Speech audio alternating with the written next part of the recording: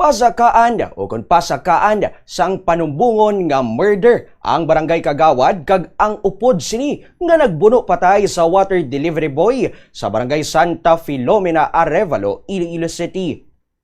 Ginapreparar na ini sang kapulisan apisar nga nagapabilin pa nga at large ang duha. Sa interview sang Bombo Radio kay Police Captain Michael Tuburan, hepe sang Iloilo City Police Station 6, iyagin pahayag nga mangina ang pamilya sang mga sospek ang nagpahayag man nga wala sila sang ihibalo kung sadiin na ang ilang mga himata. Matandaan nga ang biktima amo si John Robert Saino, 28 anyos, kag residente sang Santo Domingo o kung Santo Domingo, Arevalo. Ang sospek naman amo sanday Kagawad Melvin Acebuque, residente sang Santa Filomena, Arevalo, kag Mark Anthony Bares, residente sang Barangay Bonifacio, Arevalo.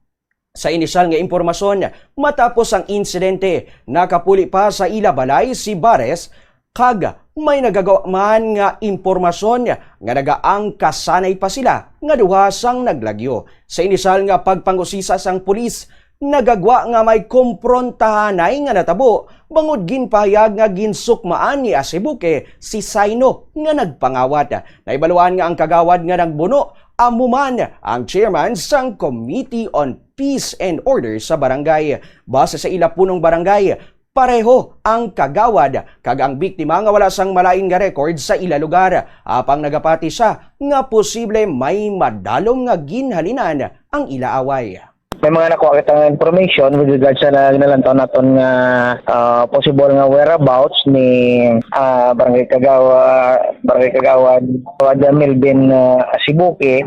Tagang iyan po niya si Mark Anthony Banyares. Nagpatigan man kita sang pagpangita nga hindi pa ginaton sila ma-locate. Nag-coordinate man sa ila mga tagsa nga pamilya. Pang-according sa mga ilang pamilya, hindi na nila makontak.